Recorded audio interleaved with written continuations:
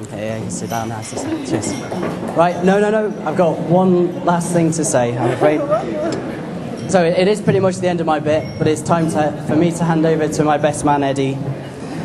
Now, as a way of introduction, I've known Eddie now for just over 20 years, and to be honest, I've never been able to shake him off. He's just returned from a year-long bike ride around most of the world. A lot of hours spent on his own in the burning hot sun, and my suspicion is that does something to a man. So I just want to be clear that all the facts he's going to tell you about myself, I might need to question them. So anyway, thank you very much for your time. I hope you all enjoy the rest of your day and enjoy as much as what we have so far. Thank you. Ladies and gentlemen, the best man, Mr. Edward Hine. Thank you.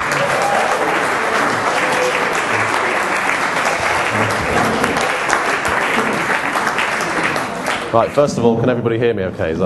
Can you all hear me? Yes? Good. Right, well, ladies and gentlemen, hello and good afternoon. Or, if you're from Wales, Shwmai, Prynhawn Da.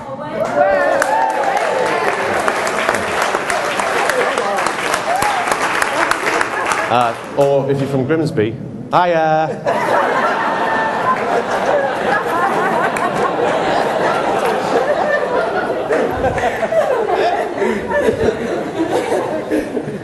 Like the horsemen of the apocalypse, this speech comes in 4 parts.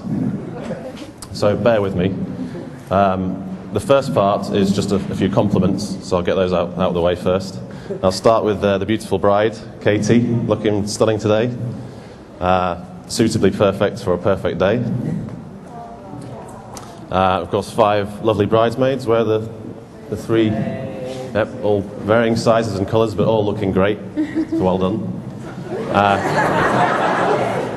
And of course, let's not forget the proud parents of Mrs. Katie and Mrs. Terry, both looking stylish and elegant.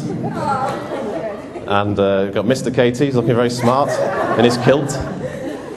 And then Trevor. Just relieved that you've got your trousers on, that's it.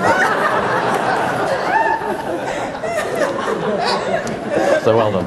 But seriously, everyone's done really well, so I just want to propose a toast. Here's to looking good. Cheers.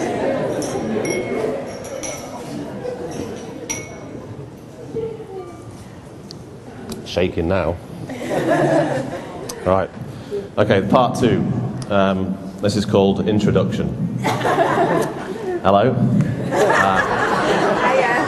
I'm Eddie, best man apparently. And actually what I wanted to do today was one of those slick PowerPoint presentations on the computer. Unfortunately, it required resources that I just didn't have, like ambition and effort as well. So these few words will have to do. As Terry said, we've known each other for about 20 or so years. We actually met back at school at Caister Grammar. And if I remember correctly, our paths first crossed when we were seated at the same school dinner table together. And we shared a mutual appreciation of the canteen's Wellington fudge cake. Anyway, over the years, the school dinners turned into lunch and nights out at the pier in Cleethorpes. The Wellington fudge cake became beer. Girls became important.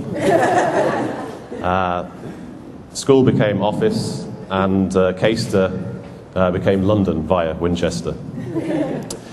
So you could say that we grew up together, really. And in many ways, I've come to think of Terry to be like the brother that I never had, apart from my 2 brothers.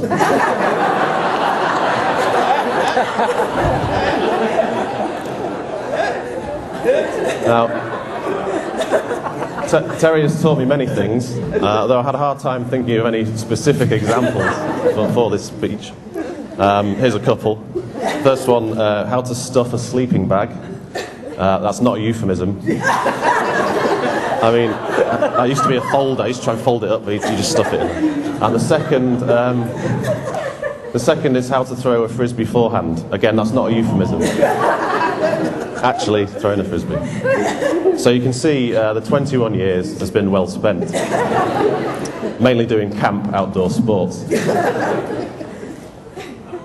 And now we find ourselves here today, sitting around a somewhat different and more impressive dinner table with the most important girl. I'd say the lad's done very well. Which brings me on to the third part of the speech, all about the lad, and this is called Terry's Appearance, Perceived Character Traits and Associated Cheap Jokes. Now, many people say that Terry looks like that creature Gollum off Lord of the Rings.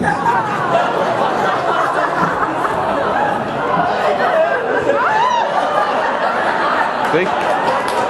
Just like that.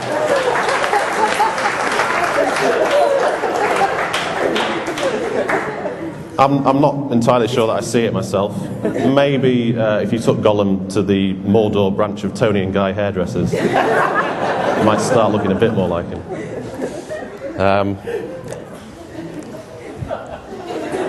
Sorry, I've lost my space now. Let me just check where I am. I've lost my point. Sorry. Yeah. Right. Okay. But beneath Terry's special surface, there lie many complex and subtle layers. Well, some layers anyway. So let's delve a bit deeper and see if we can't find out a bit more about this fine specimen sitting before us. I think to really try and understand Terry and work out what makes him tick, you have to go back and look at his first true love. Now don't panic, it's not a girl, and it's not me, and it's not Darren Brown. It is, of course, maths.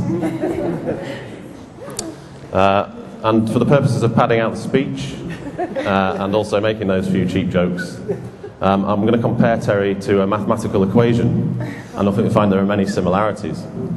Like an equation, Terry is well balanced, he follows the rules. If you're not used to him, he's quite puzzling to look at.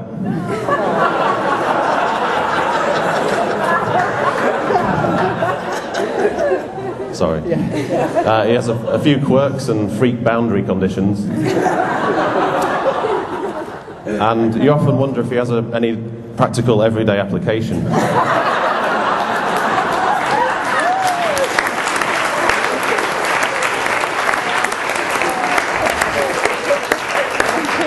But above all, he is completely reliable, and he always stays true. So what I wanted to do to mark this most important and special occasion was get Terry a gift. And I thought it would be nice and appropriate to get him something maths related. So I had a little think about what I could get. And I thought, what about a maths book? But that's not much fun. And he probably wouldn't understand it either. So I thought, what about a calculator? But calculator's a gadget, and I know he likes his mum to buy him his gadgets. So that ruled that out as well. Don't want to tread on any toes. So in the end, I was really stuck. I didn't know what to get. So what I did was I emailed a gift shop and just explained to them, best friend's getting married. I want to get a gift for him or two. And he's really into maths. So can you just send me a couple of things? Which they did. So far, so good. Then it went horribly, horribly wrong. And what they sent is in this bag over here. Now, even though it's all gone wrong, we can play a game. And the game is work out the typo in Ed's email.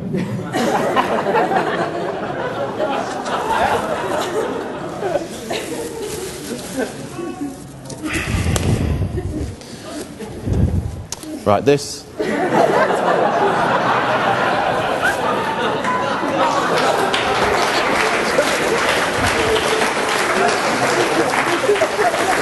That's a female giant atlas moth.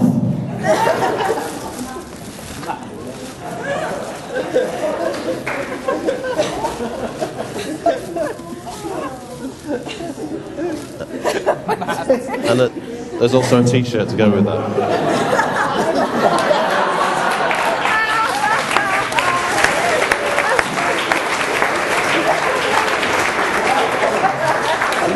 So I'm sorry about that. Remember, it's a lack of thought that counts. If I could just take a moment to be slightly serious, though, I would like to say a big thank you to Terry. First of all, for giving me the honour of being best man today, but most of all, for being a really good friend over the years. I really appreciate everything you've done for me, and I'm really happy for you today. I just want to say congratulations.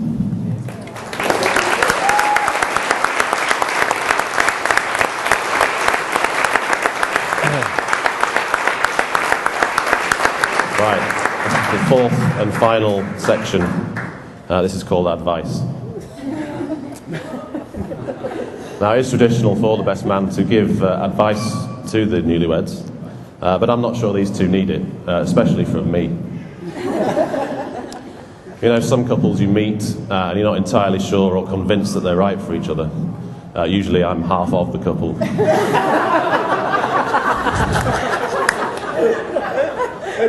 But in this case, with Katie and Terry, certainly how I think of them, they are 100% right for each other, and they're going to be great together.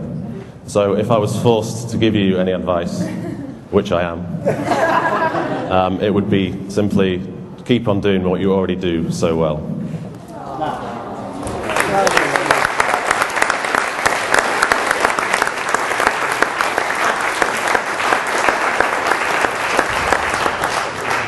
And with that, I'll say one last congratulations to you, and if I could just have everybody to be upstanding and just to toast to Mr. and Mrs. Henriksen.